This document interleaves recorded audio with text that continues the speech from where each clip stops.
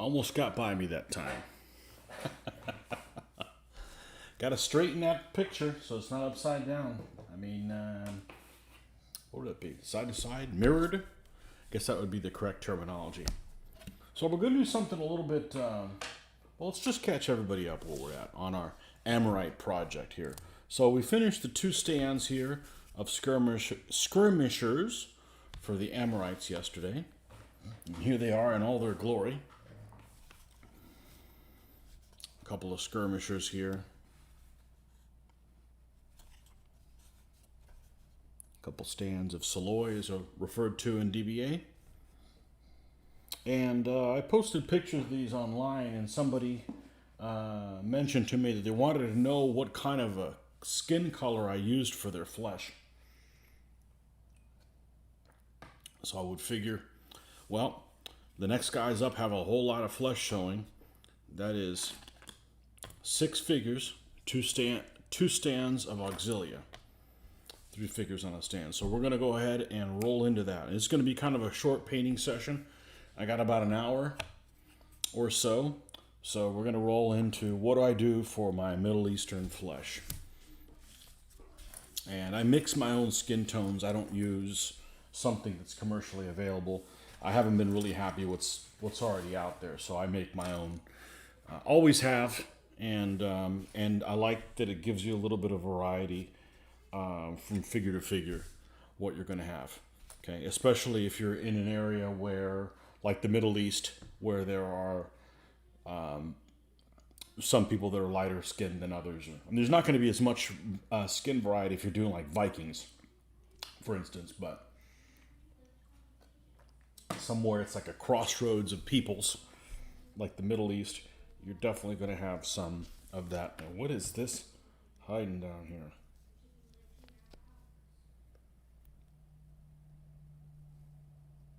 I have no idea what this is. Okay. Let's get rid of that so it's distracting. Okay. So that's what we're going to do. We're going to go do some Middle Eastern flesh. And we've got these 6 figures. They're all the same pose. And this consists of 2 stands of fast auxilia. And that's what we're going to do here. All right. So there's basically, there's 4 colors I use to do my flesh. And, you know, if I was doing something that was, say, sub-Saharan African or lower India or something like that, even a little bit more brown, I would add other things to this. So this is just basically if you're going to do like Middle Eastern. I'm just going to show you what I do. Okay, you may do something different, and if that works for you, well, that's fine. This is I'm not trying to convert anybody to do it this way. This takes more patience than I think most people have. But someone asked me, "Hey, what do you do?" And I tried to explain it to them, and it's not that complicated, but it's difficult to explain. So these are my 2 standard colors that I use. There's 4 colors I normally use. Okay, black, red leather, or a similar color of this. This is a reddish type brown, sunny skin tone, and white. That's the 4 colors that I use. Now, most of the time, if you've seen any of my painting, for the most part, what I do is I have a darkener, which is almost always black. Not always, but almost always black, and the core color. So if I'm going to, say, paint something in this color, I would get my darkener and darken this up to basically my starting point. Paint everything that color, then start adding this with a little bit less of the brown. Okay, I mean of the black. You could also use brown. So you get to this color, and then you start adding the white to lighten it up. So it's usually 1 core color, a darkener, this color, up to this point, and then the white. Or it's usually white. Sometimes it's yellow or something like that. That's almost all the colors. For the flesh, I do something a little bit different.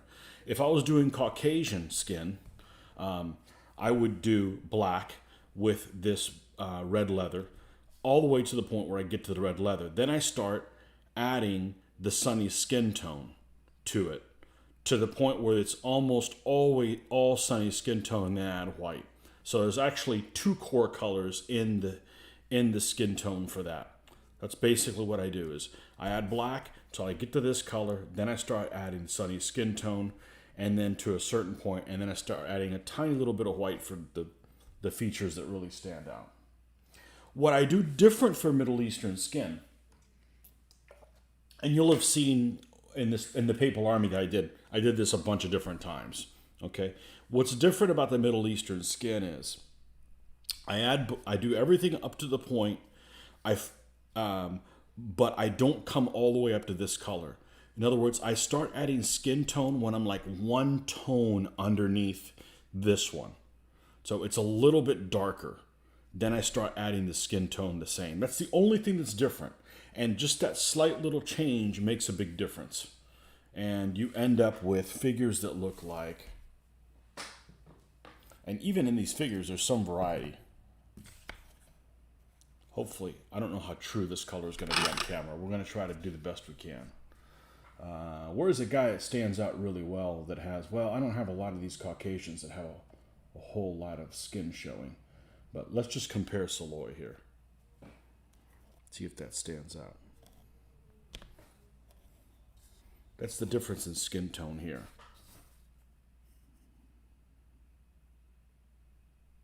So I did everything the same, but I left a little bit of the black in the red leather when I went to in these. So that's all we're going to do. It's really pretty simple. And you can tell that because you're mixing it, and I actually did it on purpose, these two figures aren't exactly the same color. Because like I think I left a little bit more black in that one. So just to make a little bit of variety. That's what I like to do. You may not want to do it that way. I'm just explaining how I do it. So if you're happy with how you do it, then keep doing it that way. I'm not out here trying to convert people. I'm not the Jehovah's Witnesses of painters. You know, you keep going. If you like what you're doing, I don't care. You know? Oh, man. You know, there's some people out there in real life that they get a thrill out of trying to convert people how they think. I don't care. You know? I don't tell people what to do, and I don't want them to tell me what to do. Maybe somebody will have a good idea. Maybe I'll be like, you know what? I've tried that before. I don't really like how that works out. So we're going to do a lot of skin tone here because these guys actually have quite a bit of it showing. Because they're damn near completely naked. Damn near. They've got a little skirt. Let's see if we can get this a little bit closer here. They've got like a skirt sash type thing, and that's it. So they're pretty much completely nude. So, all right, let's accept that. They do make figures that are nude. This army just doesn't have any of them. Don't exactly want to go into battle like that. All right. So let's get in here, and we're gonna create what I like to call the most negative shade. If you think of it as a number line, and if you think of this as 0, then we're gonna go to like -4 here. And you get something like this, and I'm just gonna paint everything that's flesh on the figure in that color.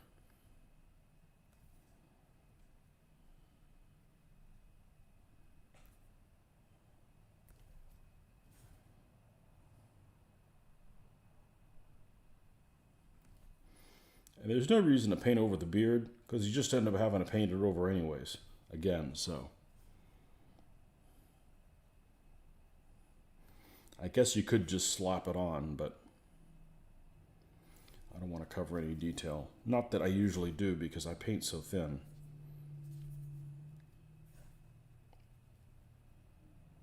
You know what? We're gonna up this a little bit. Let's get one we can move some more paint with. That's still too small. There we go. Let's go with this.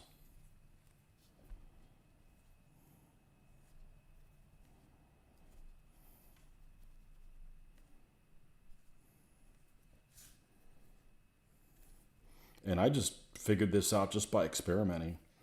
I finally found a recipe that works for me. A long time ago, probably about 96. Well, the Middle Eastern one was new to me because I was just painting World War II white people, you know. So they were all pretty much the same. I mean, I didn't have even any Japanese or anything. It was just Brits, Russians, Germans, and Americans. Yes. Do you want to do something at like 8:45. Okay. Okay. Love you. All right. So we got a half hour. Let's see what we can show you guys in a half hour.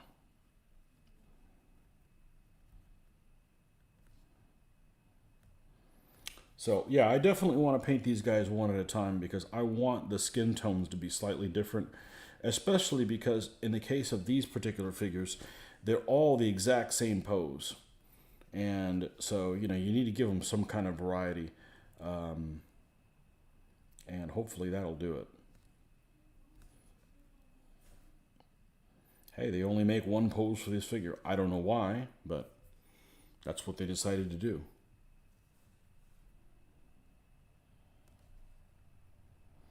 And hopefully we don't have a disconnection. That's what we had last night. If you joined us yesterday for the disconnect and you're wondering why I was kind of on a ramble and all of a sudden I cut myself off. Well, the internet decided to disconnect in the middle of, well, not in the middle because we were kind of done with the project, luckily, but that's what happened.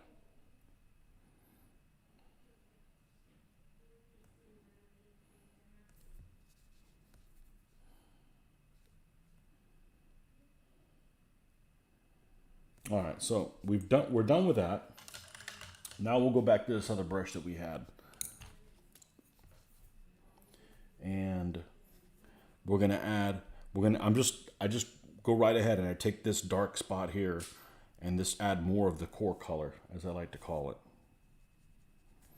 And we're going to go over the muscles.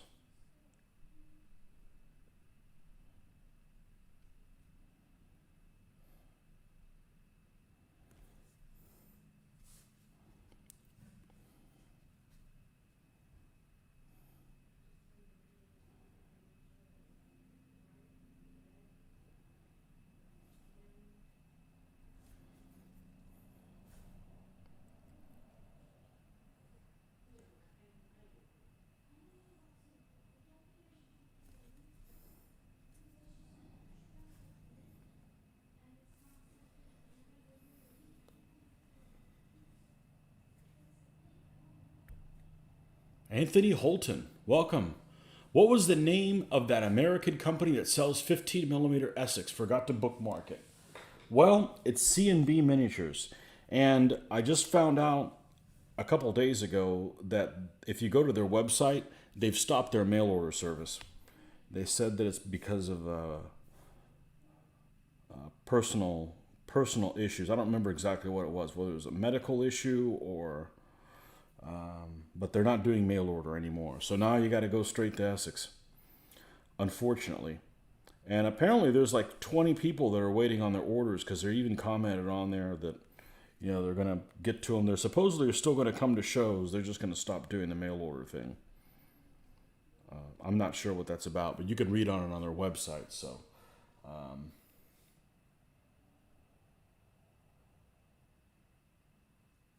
yeah, so that's kind of bad news. It's bad news because the shipping costs across the pond are just crazy now. And you could probably get discounts, but you got to order like $200 worth of stuff. I don't know exactly what the Essex discount would be, or even if they have one. But other companies certainly offer it, but it's a lot more than I need to buy. I don't need to spend $150 worth of figures. I mean, I already got plenty of figures, you know. So yeah, actually, I didn't find out about it. One of my viewers said that if I had seen it, and I hadn't, and sure enough, there it is. So it's a shame that we're getting less and less purveyors of, you know. I'm not sure what the situation is. Whether somebody's trying to help out the owners because the owners are sick, I mean, I'll be honest with you. I don't want to mail anything else out. It's a pain in the ass to go to the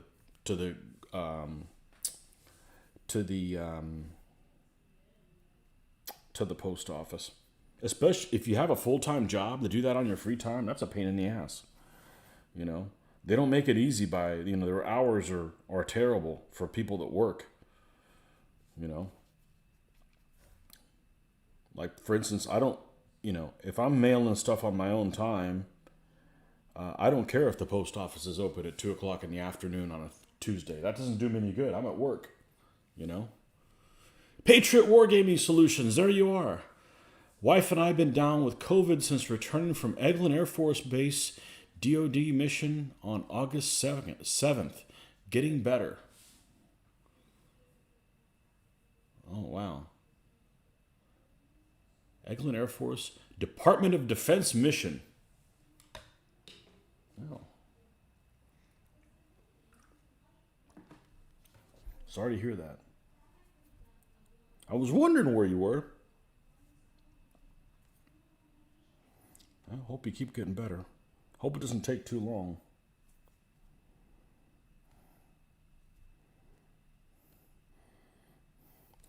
Yeah, other people say, man, there's sure are a lot of cases in Florida. I said, yeah, well, we didn't shut down and people don't want to go where people don't shut down, so we have visitors. I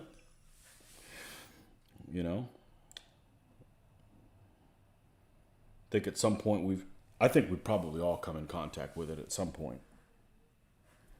So hopefully you continue to get better and don't have any side effects to it.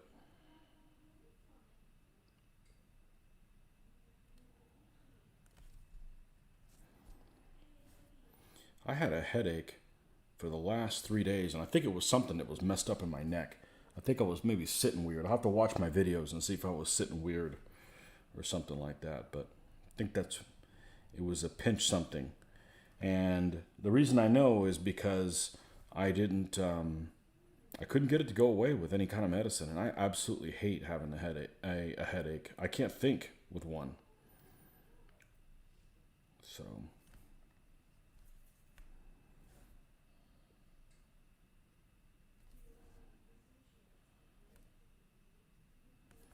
Okay, so now we're done with that. Now we'll do the same thing.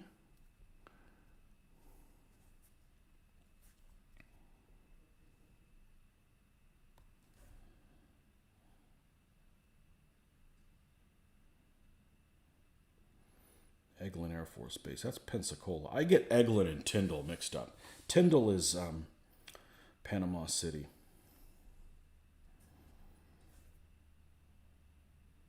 Actually, Eglin isn't Pensacola. Eglin's just on the other side over there by Niceville. Eglin's huge. It's got like bases within the base. All right, I better stop saying all that information. We have people that might try to send a package to a base and are getting recon information from me. No, Eglin Air Force Base is a big place. So, I've actually never been to that part of Florida. I've lived in Florida my whole life, and I've never been out to Panama City, Destin. I've been to Pensacola one time as a kid. We're on our way to New Orleans and we stopped by there. We spent the night in Pensacola. Didn't do any Pensacola stuff, but I hear they've got a Naval Aviation Museum. I think it might be closed though. And yeah, anyhow. Skylab. It was bad. Regeneron helped. We were using mandatory mask on the base. And it didn't matter, huh? Still got it. Wow. I had not that it was related to it, but 2 years ago, maybe 2 years ago, I had a cough that just wouldn't go away. I swear for 2 months. And it wasn't bad enough that I couldn't get any sleep. It wasn't bad enough that I ended up going to the doctor. But man, it just wouldn't go away for no reason. Or I didn't know what the reason was. Let's put it that way. Oh, there we go. Patriot. Thank you so much. We could use it to buy more stuff for this channel. Thank you very much. I don't know. I haven't been on here. I've got 2 cameras now since you've been on last time. We upgraded finally to the to cable modem. So We've got now we're here with the in the 21st century, as I like to call it. Finally, so we're able to do this in 1080p, and I'm going to get a wild hair up my ass in a week or so, and I'm going to try to film this in 4K and see what happens. Oh, it is open. It's open in Fort Walton Beach. That's right, Fort Walton Beach. I've actually never been there. I've never been to the... So the problem with it is it's like 5 hours from where I'm at, and there's no good road net. The best way is to take I-75 to 10 and then cut over. But the problem is it's so far from I-10 that, we call that the panhandle of Florida. We say that's the part of Florida Alabama didn't want. Y'all want that coastline? No, that's too inbred. Ain't nothing out there. So, we got stuck with it. No, but I hear the beaches are beautiful. So, one of these days we'll go over there. But it's just a trek. So, beach-wise, I think about Apalachicola, which is a little hump there in the Panhandle. From there over, the beaches are nice. And there's not really much beach between that hump and, say, past Crystal River, say, Dunedin. Tarpon Springs. From Tarpon Springs all the way to Naples is all good beaches. Really nice beaches, actually. Although they've got the whole red tide thing going on. So... there's a rumor I may be going out there soon for a certain holiday, but we'll see.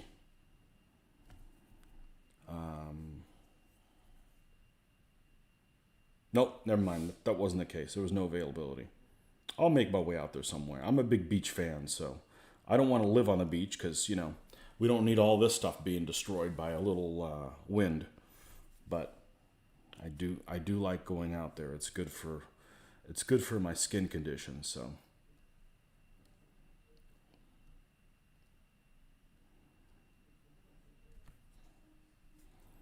But yeah, we were upgraded now to the 21st century, so got a microphone here too. Hopefully the sound is a lot better than the last time you heard. And the only issue I'm having now is the last 2 times I've been on here, I've gotten disconnected. I mean, it's like the internet fell and then came back on, and then it gets really weird. I have to create another feed. So tonight I'm only on for another 17 more minutes because I've got some family stuff to take care of. So, but there haven't been any games recently because it's just been too darn hot, and I can't wait to take a shower when I get home. I go to Mitch. I'm not taking a shower to go to Mitch. Just to go. Air Museum's open. Yeah, I love that kind of planes. I like all those planes. I remember I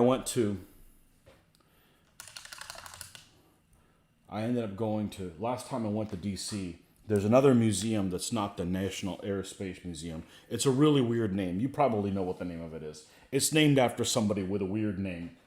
And it's basically like the repository of all the things that didn't fit in the Air and Space Museum.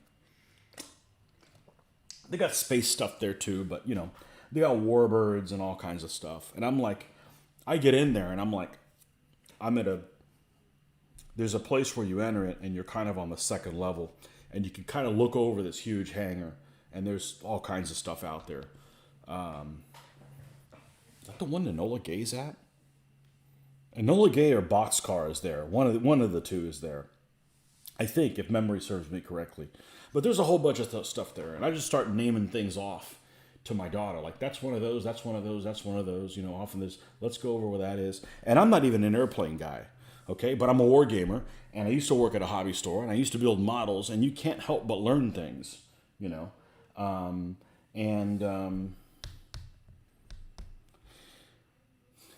And the person I was with that was in the service was like, man, how do you know this stuff? And I'm like, how do you not know all this stuff? I'm a war gamer. Gaming has always been about learning.